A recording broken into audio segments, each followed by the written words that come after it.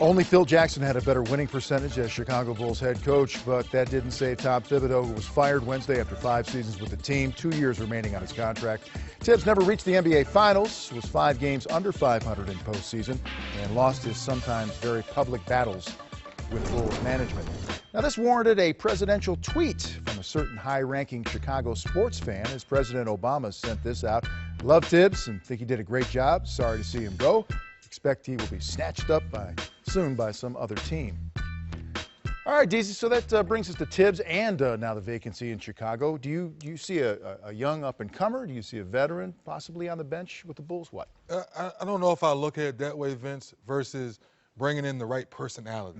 Because Coach Tibbs defensively, like we talked about earlier, that foundation is there. I think you have to bring in someone that's going to challenge Derrick Rose to get even better, to get back to his MVP status, challenge Pau Gasol to be tougher down low, late game situations, because the skill set and the talent's there. It's about taking these guys to the next level and challenge them. How can they get better?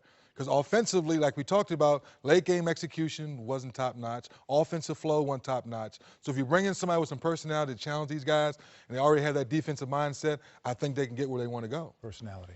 3D said it best a couple segments ago. Them getting back to having fun. They've been so businesslike, and obviously you go and play the game, but they don't look like they're having any fun, especially in the offensive end. They compete.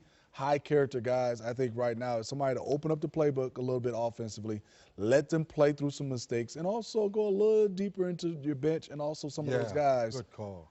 Tony Snell, I saw his offensive flow in Summer League, and obviously you're going to compare Summer League to a regular season NBA, but let them play a little bit freer on the offensive end.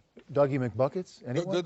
No, that's a great call. I'd like to see him maybe? Well, to Tibbs, that sometimes coaches get a little stubborn. Well, if you don't play the defensive style where I want you to, you may not get as many minutes. But guess what? When you shoot the ball better than half the league, you have to find a way to get certain players on the floor. I think to both of your points, Snell and McDermott need to find a way to get more minutes. I think a different coach with a different mindset can get those young men some time.